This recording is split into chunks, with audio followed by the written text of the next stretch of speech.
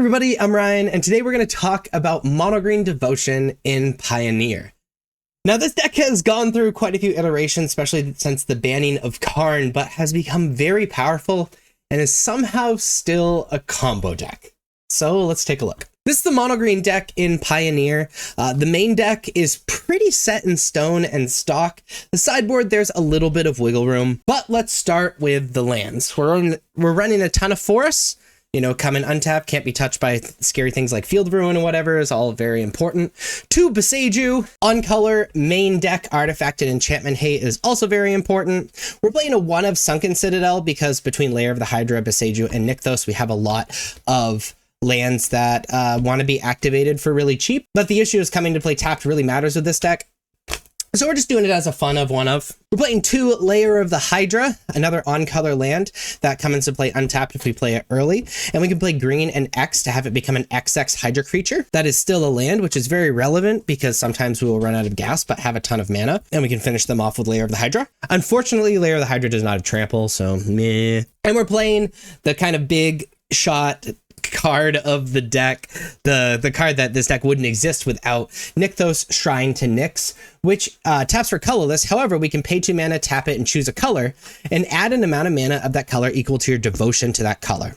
So this entire deck is based around Nykthos and making an obscene amount of mana with Nykthos Shrine to Nyx. So let's go through the cards in our deck. I'm just going to go by mana cost. So we're playing a playset of each of the green mana dorks, 4 Llanowar Elves, 4 Elvish Mystic, both because it's a 1 mana and we add a devotion for just 1 mana, but also because we want to ramp our mana as fast as possible so that we can cast our other spells as fast as possible. Playing a 1 of Oath of Nissa. This can also be replaced with a Polukranos, but I like Oath of Nissa to help smooth out the draws. Also, it exists on the battlefield as a devotion. We're playing 4 Invasion. Whoop. Can I not look at it? Oh, I'm freezing. Okay, there. We're playing 4 Invasion of Ixalan. When it enters, look at the top 5 cards of your library. You may reveal a permanent card from among them, put into your hand, put the rest in the bottom of your library in a random order. That's our whole deck. They're all permanents, besides Storm the Festival. So we look at the top 5 cards and just put a card that isn't Storm the Festival into our hand, which is just excellent, smooths out the draws, but it can also be attacked and turned into a 4/3 with Trample. That can gain indestructible when we cast a spell, which is making combat a lot better. Also notably, it adds devotion. Playing Outcaster Trailblazer.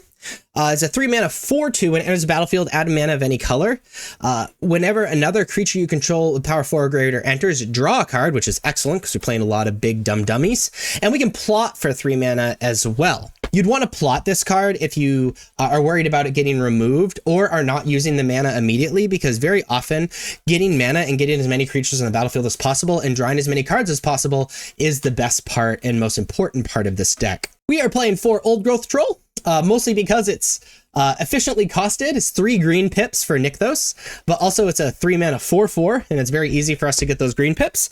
And when it dies, we can return it to the battlefield as an aura with Enchant Forest, where the Enchanted Forest has tap, add 2 green, and we can pay 1 mana and tap it and sacrifice the land to create a 4/4 Troll Warrior creature token with trample, so we can kind of make another one. What's really relevant about that is the aura is also triple green because literally the card is returning, so it can continue to add devotion while having those abilities in the land. So it makes it actually a pretty difficult card to remove from the battlefield. Playing 4 Ikora Behemoth Beckoner. It's a 7 loyalty planeswalker for 3 mana. When a creature you control with power 4 or greater enters, draw a card. So it's a similar ability as Outcaster Trailblazer. And we can -1 to untap target permanent. Sometimes we're going to be doing this to creatures. Most of the time, we're going to be doing this to Nykthos. So we can activate Nykthos for a whole mess of mana, untap it, activate it again for another whole mess of mana. And its static ability is very relevant in this deck, just like Outcaster Trailblazer. We're playing 2 Ulvenwald Oddity. This is one of the cards in the combo. I'll explain the combo after I get done explaining the cards. It's a 4 mana 4/4 with Trample Haste, and we can transform it for 7 mana. When it's transformed, it's an 8/8 with Trample Haste, and other creatures you control get +1/+1 and have Trample and Haste. We're playing 4 Leyline of the Guild Pact. This card doesn't do a lot for our deck. It color fixes us for Elesh Norn, which is kind of cool. We'll talk about Elesh Norn in just a sec. But the main thing that it does is we can put it onto the battlefield in our opening hand and then immediately have 4 devotion, which creates sort of a nut draw where we can be activating Nykthos as early as turn 2 if we played a turn 1 mana dork. We can be activating Nykthos for 5 and casting Cavalier of Thorns as early as turn 2, which is really hard for our opponents to deal with. And so devoting 4 slots to having a really high-powered nut hand is very relevant. Speaking of Cavalier is a 5 mana with 3 green pips, 5/6. With reach, when it enters, you reveal the top 5 cards of your library. Put a land card from among them onto the battlefield and the rest into your graveyard. And when it dies, you can exile it if you do put target card from your graveyard on top of your library. So similar to Old Growth Troll, it's 3 green pips and very annoying to remove, because if you remove it from anything that isn't exile, you can put cards that like really matter on top of your library. Like if you already have a Cavalier in your graveyard, you can put it on top of your library and keep providing threats, or Storm the Festival or whatever, which is extremely powerful. In addition, notice that the land enters the battlefield untapped, so you can very much like at some point in the game add a bunch of mana with Nykthos, use it to cast Cavalier. Cavalier adds an additional 3 green pips, grab a Nykthos with the Cavalier trigger, be able to activate the Nykthos again and add even more mana, which is just adds this crazy perpetual thing. And the last engine of the deck is Storm the Festival. It's a 6 mana sorcery. Look at the top 5 cards of your library. You may put 2 permanent cards with mana value 5 or less from among them onto the battlefield. Put the rest in the bottom of your library in a random order and has flashback for 10 mana. 10 mana, not a big deal once we get rolling with this, but really this allows us to put all these super powerful permanents on the battlefield, increasing our devotion and continuing this thing. Also notice increasing that devotion matters because then we can flashback Storm the Festival and just put a ridiculous amount of creatures on the battlefield. Also notice it's permanent, so we can be grabbing Nykthos if we really want to. We're kind of sad if we're grabbing a land, but it's still very good. Now let's talk about how this deck actually works, because I mentioned that it's a combo deck. Now, part of the combo is just making a ton of mana with Nykthos, untapping Nykthos with Kiora, making even more mana, casting Storm the Festival a whole bunch, like blah. But what can happen with this deck is once we have a lot of mana with Nykthos, we can begin to be casting Outcaster Trailblazers and Kioras, so that whenever we cast an Old Growth Troll, an Ulvenwald Oddity, or a Cavalier of Thorns, or another Outcaster Trailblazer, we're drawing cards.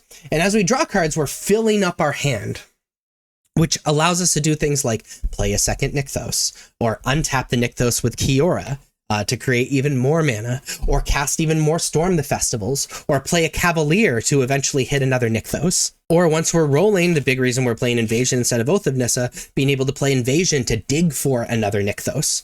And be able to put a ridiculous amount of permanence on the battlefield because we have an obscene amount of mana and are drawing an obscene amount of cards from Kiora and Outcaster Trailblazer, untapping Nykthos, tapping it for more mana, getting another Nykthos onto the battlefield, tapping it for more mana, playing 2 or 3 Cavaliers because we've cast a bunch of Storm the Festivals and drawn a bunch of Outcaster Trailblazers and Kioras, eventually hitting like a 3rd Nykthos, tapping it for an obscene amount of mana, until eventually we hit Ulvenwald Oddity while we have 10 creatures on the battlefield, you know, between Outcaster Trailblazers, Mana Dorks, Old Growth Trolls, and Cavalier of Thorns. We get Ulvenwald Oddity out of the battlefield when we have a ridiculous amount of mana. We transform it. Everything gets +1/+1 trample and haste, and we swing for 40+. And that is the new combo of the deck. Besides that, the secondary mode of it is just a green beatdown deck that creates a ton of mana.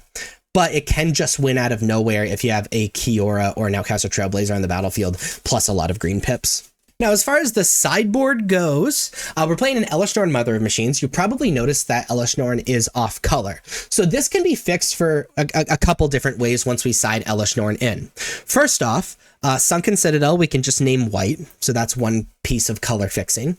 Second off, when we play an Outcaster Trailblazer, we can just add a white mana to get Elesh Norn onto the battlefield. Third off, if we have a Leyline of Guildpact on the battlefield, everything taps for every color anyway, so we can just use white mana.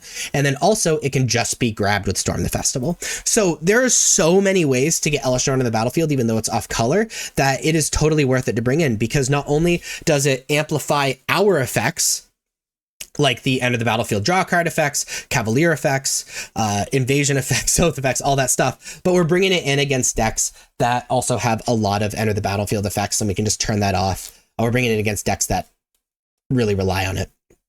Playing Pick Your Poison for our artifact and enchantment hate a little bit, but also flying creature hate.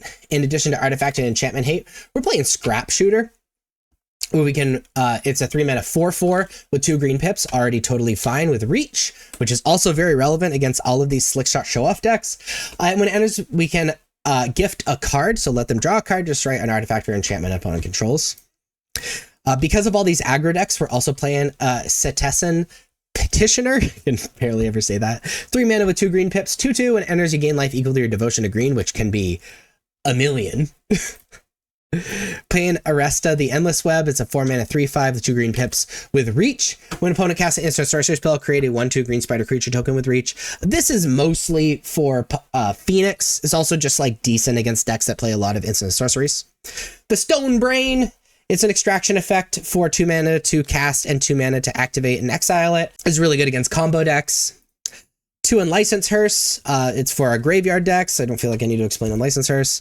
We're playing a Cityscape Leveler for and an Emrakul, the Promised End, for decks that we really need to go over the top of and can answer. And it's very likely the games are going to go very, very long. But there you have Mono Green Devotion in Pioneer.